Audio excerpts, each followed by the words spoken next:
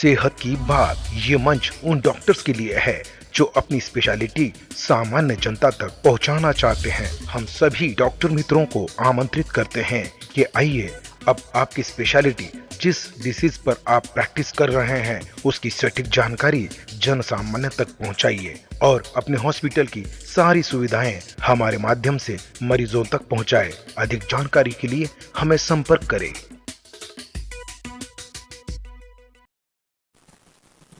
नमस्कार मित्रांनो, आरोग्य जागृतीमध्ये आपलं स्वागत आहे। आपण बघत आहात आरोग्य जागृती। हो मित्रांनो, आरोग्य हीच खरी संपत्ती ही आम्ही या विषयावर आज बोलणार आहोत आणि आपल्या सोबत आहे वरिष्ठ डीन आहे ए.बी. सोलपुरे सर, जे आपल्या शासकीय वैद्यकीय महाविद्यालयामध्ये डीन राहिलेले आहे, बदनापूर कॉलेजमध्ये डीन राहिलेले आहेत आणि अशीच बऱ्याच कॉलेजमध्ये त्यांनी डीन ही पदवी आणि खूप चांगल्या पद्धतीने कार्य केलेले आहे। सध्याला आमचा विषय आहे की वैद्यकीय क्षेत्रामध्ये क्रांती झाली असून वैद्यकीय क्षेत्रामध्ये सध्याला आरोप प्रत्यारोप जास्त प्रमाणात होत आहे।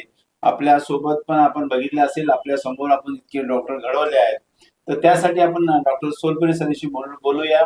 त्यांचा अनुभव कारण आपल्यासाठी खूप महत्वाचा आहे मित्रांनो, कारण वैद्यकीय क्षेत्र हे खूप महत्वाचा विषय आहे आणि आपल्या सर्वांचा लाडला विषय आहे। यासाठी हे बदनाम होत आहे, यासाठी खूप चिंतेचा विषय आहे।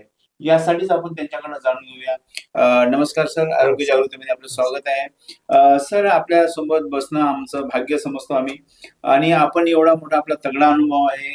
बऱ्याच कॉलेजमध्ये आपण अधिष्ठाता ह्या लेवलला काम केलेलं आहे। राज्य सरकारमध्ये पण आपण काम केलेलं आहे। सर, मला सांगा, वैद्यकीय क्षेत्र म्हणजे आज फक्त नावालाच राहिलेले आहे की नावापुढे थोडस गालबोट लागत आहे? आपण फार महत्वाचं प्रश्न मला टाकलेली आहे। डॉक्टर अफसर शेख हे जे आहेत की आरोग्य जागृतीच्या क्षेत्रामध्ये हा महाराष्ट्रामध्ये फार महत्वाचं कामगिरी केलेली आहे आणि आरोग्य संदर्भातलं जागृती प्रत्येक व्यक्तीपर्यंत पोहोचवण्याचं काम आणि ह्या आरोग्य सेवेला या देशामध्ये जे काही संकट येत आहेत किंवा आलेली आहेत त्याच्यावर मात करण्याचा त्यांचा मनापासून प्रयत्न असतो। म्हणून त्यामधूनच आजचा त्यांनी माझ्याकडून मुलाखत घेण्याची त्यांनी ठरवलेलं आहे।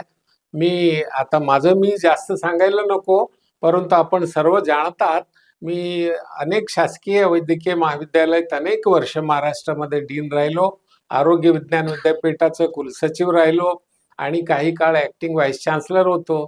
त्याशिवाय मेडिकल काउन्सिल ऑफ इंडियामध्ये त्याचे सदस्य म्हणून या देशाचा वैद्यकीय क्षेत्रामध्ये, विशेष करून वैद्यकीय शिक्षण क्षेत्रामध्ये माझी कॉन्ट्रीब्युशन राहिलेले आहे।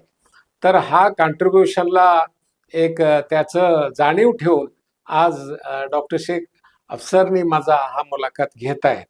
आजचा जो प्रश्न टाकलेला आहे हे आम्हा सर्वांना मनापासून दुःखदायी प्रसंग आहे।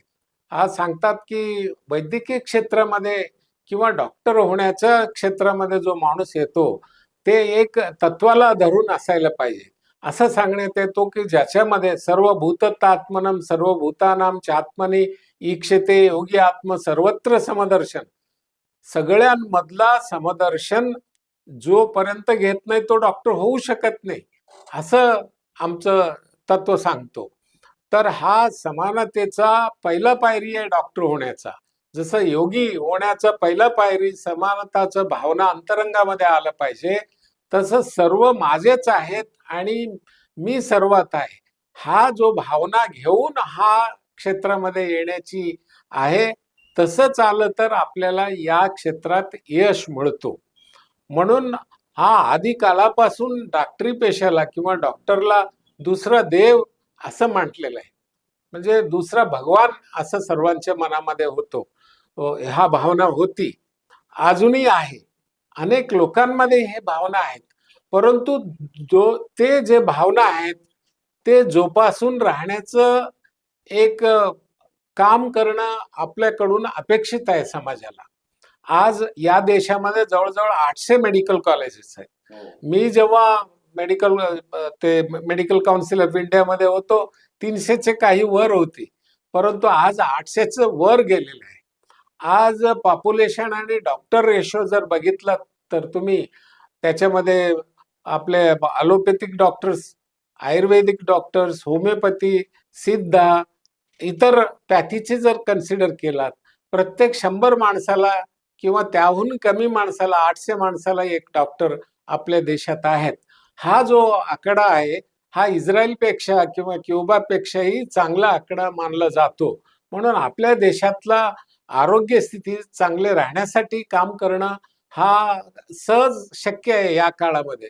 परंतु त्यामध्ये एक मोठा प्रॉब्लेम झालेला आहे की जे डॉक्टर होत आहेत, विशेष करून जो ॲलोपॅथिक डॉक्टर आहेत, ते सर्व लोक जे आहेत मोठ्या मोठ्या शहरामध्ये वैद्यकीय मेडिकल कॉलेजच्या आसपास असेच असल्यामुळे आपलं ग्रामीण भाग आहे, सुदूरचं जे भाग आहे, तिथे डॉक्टरची उपलब्धता फारच कमी आहे.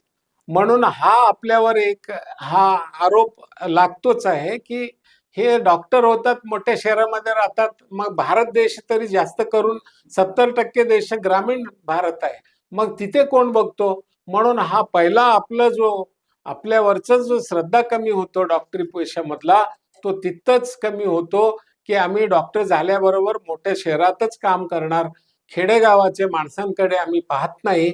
सर्व माणसं देवाचं स्वरूप धरून जो सेवा करायला हा जन्म घेतलेला आहे, तो तसं सोडून आपलं स्वार्थ पाहतोय, म्हणून पहिला आरोप तिथे लागतंय. त्यानंतर अ, तिथे लागत असल्या कारणाने तर हा फार मोठा आरोप आहे. म्हणून सर्व वैद्यकीय क्षेत्रात जे प्रवेश घेतात किंवा इथे येतात, त्यांनी मोठ्या शहराचा किंवा असे एक एअर कंडिशन घरामध्ये बसून किंवा एअर कंडिशन ठिकाणी हॉस्पिटलमध्ये राहून काम करण्याचा जो मनामध्ये घेत असतील, तर तो ठीक आहे, या काळामध्ये तो धरू शकतो. परंतु त्याचे कर्तव्याकडे जर पाहिला तर असलंच भावना ठेवणं त्याच्या दृष्टीने योग्य होणार नाही. म्हणून समाज त्याला असे पूज्यतेच्या दृष्टीने अगोदर पाहायचे, आता पाहणं शक्य होत नाही. सर, तुमच्या वेळेस असं डॉक्टरला खूप भगवान असते म्हटले की पाय पकडायचे, म्हणजे पहिला आशीर्वाद घ्यायचे, नंतर आतमध्ये एंट्री करायची. पण आज रुग्णच डॉक्टरांना आदेश देत आहे, तर मला हे करायचंय, मला ते करायचंय. याला कोण जबाबदार आहे? आता मार्केटमध्ये पोटॅटो जास्त झाले हो. तर त्याची भाव कमी होते. येस. हे हे एक सिद्धांत आहे, मार्केटिंगचा सिद्धांत आहे. आज वैद्यकीय सेवा जे आहे तो सेवेसाठी सीमित न राहता एक कॉर्पोरेट जगताचा एक मोठा अंग झालेला आहे. म्हणजे अर्निंगचं साधन झालेलं आहे कॉर्पोरेट हॉस्पिटल. आता तोही काळाची आवश्यकता आहे, परंतु कॉर्पोरेट हॉस्पिटलची जे भारतामध्ये जो फॅक्टरी सारखं सुरू झालेले आहे आणि तो इंडस्ट्रियलायझेशन, वैद्यकीय क्षेत्र एक इंडस्ट्री असं समजण्यात आलेलं आहे. म्हणून डॉक्टरांचं एक्सप्लॉयटेशनही होतोय आणि तो जो एक्सप्लॉयटेशनला अंडरगो करतो तो एक्सप्लॉइट करायला तयार असतो. म्हणून आज खासगी वैद्यकीय महाविद्यालयामध्ये अपाट फीस भरून आणि अनेक जीवनाचे अनेक वर्ष त्याच्यात टाकून तो जेव्हा बाहेर येतो, त्याच्यापेक्षा लहान लहान जे माणसं होती ते कुठे कुठे पोहोचलेले असतात. एवढं शिक्षण घेऊन एवढा खर्च करून मी आलो आणि माझं कॉर्पोरेट हॉस्पिटलमध्ये जो अटॅचमेंट आहे तेच सगळे घेत आहेत, पण मी असं राहू, म्हणून हाही थोडा आशा वाढून येतो. त्याच्यामुळे जे प्रादुर्भाव होतो ह्या वैद्यकीय सेवेमध्ये, त्याचाच परिणाम असा आहे की डॉक्टरांबद्दल असलेली भावना लोकांमधला तो कमी कमी होत आहे. आणि भावना जेव्हा आदराची भावना जेव्हा कमी होत जातो, तेव्हा त्याला एक सामान्य माणूस समजण्याची दृष्टिकोनातून कोणी विमुक्त करू शकत नाही. पहिले देव म्हणून मानायचे, म्हणून काही चूक जरी झाला तरी लोक तुम्हाला एक्सेप्ट करायचे. आता तो काळ राहिलेला नाही. तुम्हाला देव ते मानायला फार कमी लोक असतील, पण जास्ती लोक तुमच्याकडे एक कॉर्पोरेट जगताचा एक माणूस आहे, हा बिझनेसमॅन सारखं काम करत आहे, म्हणून तुम्हाला त्या दृष्टीनेच लोक पाहतायत. त्याच्यामध्ये काही चूक आहे असं म्हणत नाही, परंतु तुम्ही चूक जर केलात तर त्याला ते लोक माफी करत नाही. हा, वैद्यकीय क्षेत्रात खूप मोठी क्रांती झालेली आहे. आणि आज आपल्यासमोर खूप मोठे व्यक्तिमत्व बसलेले आहे, जसं A.B. सोलपुरे सर यांनी खूप जवळून वैद्यकीय क्षेत्र बघितलेलं आहे. यांना खूप लोक आज पण मानत आहे आणि त्यांचं जे कौतुक करावं तेवढं कमीच आहे. पण मित्र हो, वैद्यकीय क्षेत्रामध्ये स्वतःचा स्वार्थ न बघता जे लोक आज आपल्यावर आरोप प्रत्यारोप करत आहे, याला कुठेतरी रोकथाम लावणं गरजेचं आहे. यासाठी आज आपण डॉक्टर सोलपुरे सरांशी बोलत आहोत. कारण सोलपुरे सरांनी खूप जवळून डॉक्टर घडवलेले आहे आणि खूप मोठे मोठे डॉक्टर आज त्यांच्याकडे शिकलेले आहेत, ते मोठे मोठे हॉस्पिटल, कॉर्पोरेट हॉस्पिटल टाकून बसलेले आहे. परंतु आपल्या वैद्यकीय सेवेचा कुठेही त्यांनी आजपर्यंत कुठेही व्यावसायिकरण केलेलं नाहीये. पण आज व्यावसायिकरण का होत आहे हे पण त्यांनी आपल्याला खूप चांगलं सांगितलेलं आहे. परंतु जे जसं म्हटलं की आता लोक माफी करत नाहीये. पहिल्या पण चूक नाही म्हणता येईल. अनसाधारण काहीतरी होत असतं, घटना होत असते, घटना घडत असतात, पण त्यांना कुठेतरी रोकथाम लावणं गरजेचं आहे. याला आपण स्वतः पुढे येणं गरजेचं आहे. जसं सोलपुरे सरांनी सांगितलं की त्यांनी आजपर्यंत बरेच रुग्ण बघितले की आज पण त्यांना मानतात आहे. सर, अशी घटना सांगा का एखाद्या रुग्ण तुमच्या सोबत आला आणि जर त्यांना तुम्ही काही वर्षापूर्वी ट्रीटमेंट दिलेली आहे, काही डॉक्टर आहे जे तुमच्या हाताखाली गेलेले आहे, त्यांना खूप चांगलं तुम्ही घडवलेले आहे आणि आज ते कोणत्या लेवलला गेलेले आहे, अशी काही एखादी घटना? खरं सांगायचं झालं तर डॉक्टर लोकांमध्ये कामाचा व्याप म्हणा, इतर काही हे म्हणा, तर रुग्णाकडे जेवढं मन टाकून त्यांच्या अंतरात्मामध्ये जाऊन पाहण्याची वृत्ती जरा कमी झालेली आहे. आणि आधुनिकीकरणामध्ये यांत्रिकीकरण भरपूर झालेली आहे. त्याच्यामुळे डॉक्टरांचं जे भावनात्मक दृष्टिकोनातून जे बघायचे अगोदर रुग्णाला, तो नसताना आज तो कमी होऊन आज आल्याबरोबर माणसाला की MRI मध्ये टाका किंवा एक्सरे मध्ये टाका, पॅट मध्ये टाका, ह्याच्यामध्ये झाल्यावर तो रोगीला एखादा अंग, आता मी सांगतो की जेवढे माणसाचे अंग आहेत तेवढे डॉक्टर झालेले आहेत. उजव्या डोळ्याला एक डॉक्टर आहे, डाव्या डोळ्याला एक डॉक्टर आहे, उजव्या कानाचा डॉक्टर, डाव्या वरचं दाताचे डॉक्टर, खालचे दाताचे डॉक्टर, असे अनेक डॉक्टर झालेले आहेत. ते डॉक्टर जे येतात ते फार ज्ञानी असतात माणसं. त्यांनी अत्यंत प्रोफेशनलायझेशनच्या दृष्टिकोनातून त्या क्षेत्रामध्ये प्रावीण्य घेतलेली असतात. परंतु त्यामध्ये त्यांच्याकडे माणसाकडे एक पूर्ण माणूस म्हणून बघण्याचा दृष्टिकोन कमी होतो. फक्त कानाचा मी कान बघून त्याला सोडून देतो.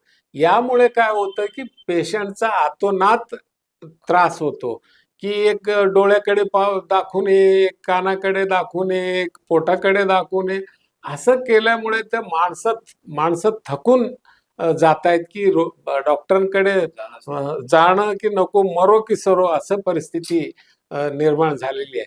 म्हणून हा डॉक्टर जे निर्माण होत आहेत त्यांनी कितीतरी स्पेशलायझेशन केला तर मी एक पूर्ण पेशंटला पाहतो की कानाचं जरी आजार असलं तरी त्याचं संपूर्ण शरीर त्यातून व्याधलेलं आहे हे लक्षात ठेवून जर आम्ही रुग्णाकडे बघून जेवढे शक्य असेल तेवढं असणार की तुम्ही स्पेशलिस्ट एका गोष्टीचं राहा, ते तरी ट्रीट करा, परंतु त्याला पूर्ण मानवाचा आजार आहे एक म्हणून त्याला एक माणूस म्हणून जेव्हा ट्रीट केला तर त्यांच्यामध्ये डॉक्टरबद्दल चांगलं भावना होईल आणि डॉक्टरांमध्येही एक सर्व व्यापक मनुष्याला व्यापक दृष्टिकोनातून बघितलेला एक शांती सुद्धा ते डॉक्टरला मिळेल. आणि जेव्हा आम्ही चार्ज वगैरे लावत असतो, हे जे भारी भारी मशीन आहेत ते कॉस्टली असतातच, तो लावणे आवश्यक आहे. पण ह्याच्यामधून सोल्युशन आहे की इन्शुरन्स एक फार महत्वाचा रोल प्ले करू शकतो. परंतु आपल्या देशामध्ये अजूनही पूर्ण हेल्थ इन्शुरन्स नाहीये. तर तो जर झाला आणि आम्ही सर्वांनीच आपापल्याला हा भावनेतून जर रुग्णाकडे बघितलं तर अजूनही या क्षेत्रामध्ये देखील पहिला जो आपली घनता होती, पहिला जो आदर होता, तो आदर परत शक्यता येईल, डेफिनेटली येईल. आणि भावी काळ आम्ही अपेक्षांनी किंवा होपनी बघण्यासारखं आहे, निराश होण्यासारखं काही कारण नाही. आता आपल्या देशाचं अनेक शतमानानंतर बूमचं पिरियड आलेलं आहे. म्हणून हा सर्व क्षेत्रामध्ये जे वाढ पाहतोय हे काही काळ राहणार आहे. त्यानंतर जेव्हा स्टेबल होईल परत ते सगळं आपले मूल्य परत येतील. डॉक्टर सारखंच राहील, वैद्यांसारखंच तो राहील आणि पेशंट सारखं राहील. म्हणून हा पुन्हा आपला जो गेलेला गत भावना आहेत, ते सगळं भावना परत पुनर्स्थापित होईल. आम्ही मानव सारे एक, हा भावनेतून पुढे काम चालेल अशी माझी पक्का खात्री आहे. खूपच छान सर, आम्हाला खूप महत्वाचं मार्गदर्शन आपलं लाभलेलं आहे. सर, जाता जाता एक शेवटचा प्रश्न आहे. तुमचा खूप मस्त वेळ गेलेला आहे, आम्हाला पण असं उठू वाटत नाहीये, परंतु हा शेवटचा प्रश्न असा आहे की पूर्वी रुग्णाला एक डॉक्टर फॅमिली फिजिशियन म्हणून एक नावाने ओळखलं जायचं. तो डॉक्टर, जसं तुम्ही म्हटलं की सगळं शरीर तो बघायचा आणि डॉक्टरकडे पेशंट आला की अर्ध तो पहिलेच बोलण्याहून बरं व्हायचं. सर्वात महत्त्वाचा मुद्दा आपला वैद्यकीय क्षेत्रामध्ये जे सुसंवाद आहे, हा आज कुठेतरी विकोपाला गेलेला आहे. यामुळे पण वाद होत आहे. आणि दुसरी गोष्ट अशी सर, का सेल्फ एक्झामिनेशन जे म्हणतो आपण, आज ती पिढी राहिलेली नाहीये असं मला वाटतं. यामुळे पण आर्थिक झळ जास्त पसते. रुग्णालयांमधून रुग्णाची जी आटापिटा होते की माझा खर्च पण झालेला आहे, मला उपचार मिळाले, यावर वाद वाढत आहे. यावर काय सर आपल्या युवा पिढीला संदेश देणार आपण? हा फार गहन प्रश्न आहे तुम्ही जे विचारलेला आहे. कारण आर्थिक बॅलन्स जो असतो आणि त्याच्याबद्दलचा जो स्वार्थ जो निर्माण होतो, आशा जो निर्माण होतो, तो प्रत्येकामध्येच निर्माण होतोय. ते डॉक्टर असो की इंजिनियर असो किंवा पोलीस डिपार्टमेंटचा असो किंवा आर्मीचा माणूस असो, कोणी काय असे ना, त्याला पैसे म्हटलं की थोडीफार त्याच्यामध्ये आशा भावना हे येणारच. म्हणून मानव पहिल्यापासून आहे, आजही आहे, पुढेही राहणार आहे. ते भावना पण तशीच राहणार आहे. पण त्यातून कुठेतरी आपण बॅलन्स काढावी आणि रुग्णाला त्रास होऊ नये, रुग्णाला आपला आजार ठीक हो. एक तरी तो आजारानं त्रस्त असतो आणि दुसरं त्याला आर्थिक ह्याच्यानी तो मोठा त्रस्त तासदी आणून देतो. हल्ली काही आजार जे आहेत ते लवकर बरं होतात विलाजाने, परंतु विलाज लई कॉस्टली असल्यामुळे तो आजाराने बरं होतो, परंतु तो पैशाचं आर्थिक बाबीतून तो संकष्टात जातो. तर डॉक्टर जे सेवा करतायत त्यांनी हे भावना कुठेतरी बॅलन्स ठेवावी आणि पेशंटनी देखील असं समजू नये की डॉक्टरनी एवढा चार्ज लावला, जो भावना आम्ही व्यक्त करत असतो. पर आपण पाहिलात तर अनेक गोष्टी, आता एक साधा मोबाईल जरी बघितला तर 1 लाखावरचा मोबाईल आहे आणि इतर विभागाची जी लोक आहेत, जिथे गेलो आता कोर्टात जा, तुम्हाला अनेक लक्षामध्ये खर्च येतो. रुग्णाला बरं केल्यानंतर डॉक्टरला एक 5-10 रुपये 1,000 रुपये जास्त दिलं तरी तेवढं त्या मनाने कमीच आहे. कारण हा तुमचं जीवाचं रक्षण केलेलं असतो आणि तुम्हाला दुःखापासून मुक्त केलेला असतो. त्यामुळे तुमचंही भावना चांगलं असायला पाहिजे, त्यांचंही भावना चांगलं असायला पाहिजे. आता एवढं अद्भुत प्रश्न मला टाकण्यात आलेले, माझ्या क्षमतेनुसार मी उत्तर दिलेलं आहे. परंतु जाता जाता मित्रांनो, एक गोष्ट सांगू इच्छितो मी.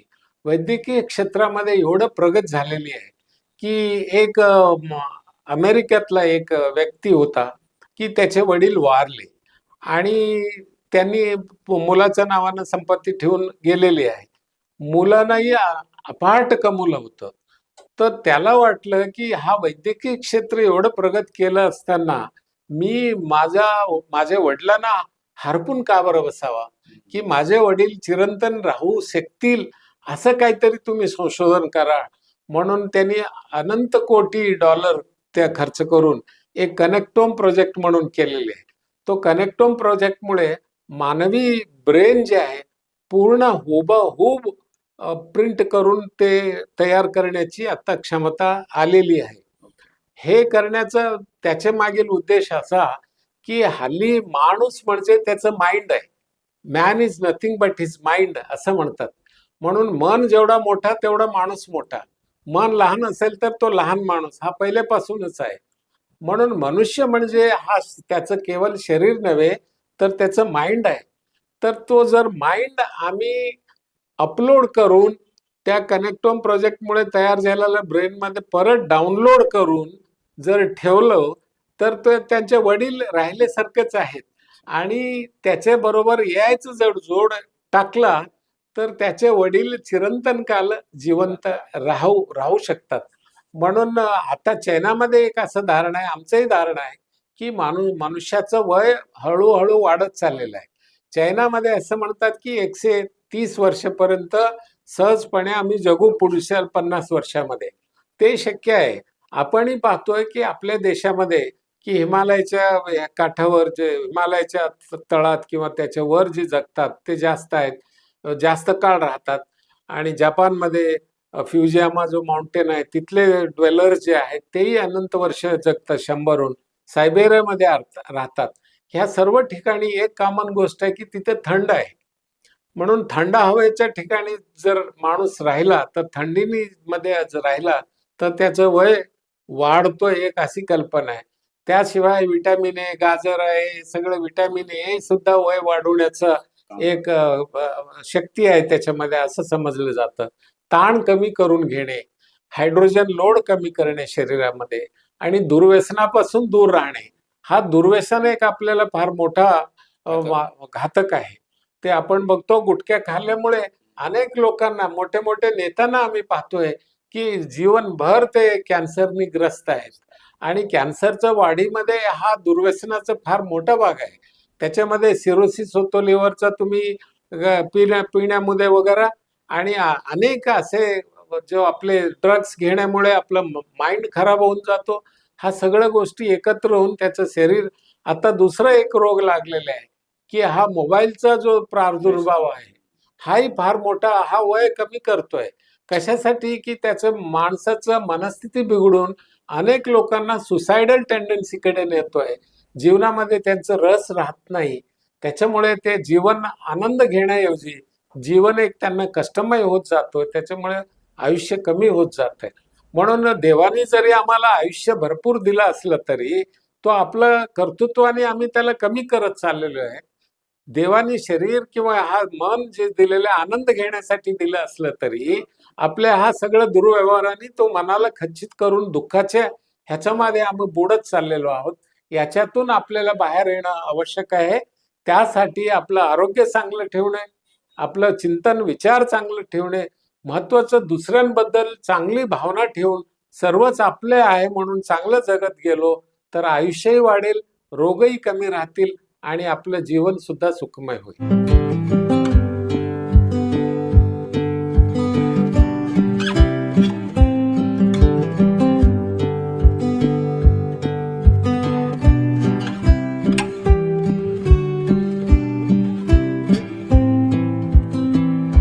कैंसर के सामने जहां हर पल महत्वपूर्ण होता है, वहां एक ऐसी जगह है जो सहानुभूति, समर्थन और संवेदना प्रदान करती है।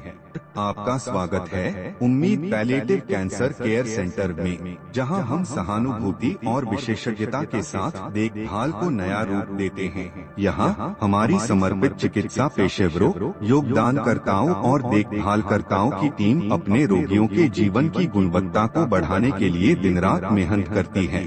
यह सिर्फ रोग का इलाज करने के बारे में नहीं है, यह समझने के बारे में है कि सफर क्या है। हम संकट समाधान देते हैं और समय को बेहतर बनाते हैं। दर्द प्रबंधन से लेकर भावनात्मक समर्थन तक हम अपनी सेवाएं प्रत्येक व्यक्ति और उनके परिवार की विशेष आवश्यकताओं के अनुसार व्यवस्थित करते हैं। हमारे संपूर्ण देखभाल दृष्टिकोण में चिकित्सा देखभाल को कला और संगीत जैसी थेरेपियों के साथ जोड़कर एक समर्थनमय वातावरण प्रदान करता है, जहां उपचार की प्रक्रिया फलने की संभावना होती है। पेशेंट केयर गिवर हमें उम्मीद पैलिएटिव कैंसर केयर सेंटर में इलाज ही नहीं, एक समुदाय मिला जो हमारी समझता है और परवाह करता है। हमारी स्थानीय उपलब्धियों में स्थान हमारी स्थिति को शांति और समृद्धि देने वाली एक संबल परिसर है। हर पल को महत्व देने के हमारे मिशन में शामिल हों। साथ में हम कैंसर से जूझ रहे लोगों को आशा, गरिमा और समर्थन प्रदान कर सकते हैं। साथ में हम बदलाव ला सकते हैं।